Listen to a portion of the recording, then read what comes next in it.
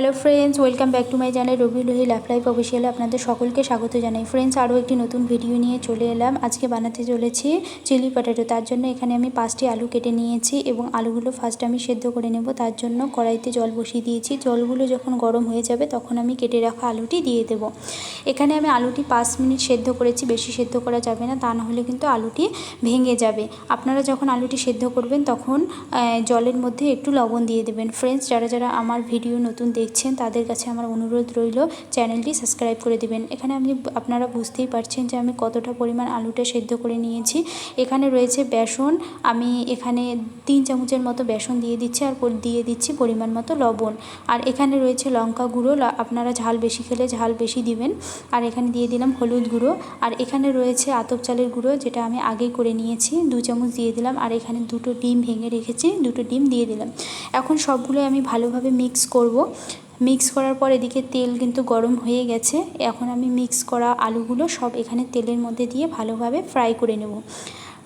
ভালোভাবে ফ্রাই করলে, যত ভালোভাবে ফ্রাই করবেন অত কিন্তু খেতে ভালো লাগবে। এই যে উল্টিয়ে ভালোভাবে ফ্রাই করে নিচ্ছি। এখন কিন্তু আমার এটা ভাজা হয়ে গেছে। ফ্রেন্ডস, হাতের কাছেই যতগুলো উপকরণ আমরা কিন্তু সবসময় হাতের কাছেই পাই। এই হাতের কাছের উপকরণ দিয়েই কিন্তু একটা সুন্দর খাবার তৈরি করা যায়। আপনারা বাড়িতে চেষ্টা করবেন যদি ভালো লাগে আমার ভিডিওটি। এখানে তেল দিয়ে দিয়েছি আমি, এখানে দিয়ে দিচ্ছি রসুন কুচি আর আদা কুচি দিয়ে দিচ্ছি। এটা ভালোভাবে ভেজে নেব। আর এখানে আমি ইউজ করছি একটা পেঁয়াজ, কুচি করে নিয়েছি পেঁয়াজটা। এবার পেঁয়াজটাও ভালোভাবে ভাজা হয়ে গেলে এখানে দিয়ে দেব হলুদ গুঁড়ো আর এখানে দিয়ে দেব লঙ্কা গুঁড়ো।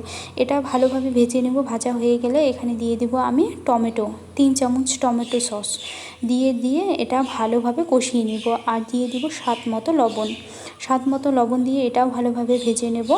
ভেজে নেওয়া হয়ে গেলে আমি আগে যে ফ্রাই করে রেখেছি আলুগুলো, সেটা দিয়ে ভালোভাবে কষিয়ে নেব। ভালোভাবে কষিয়ে নিলেই হয়ে যাবে রেডি আমার চিলি পটেটো।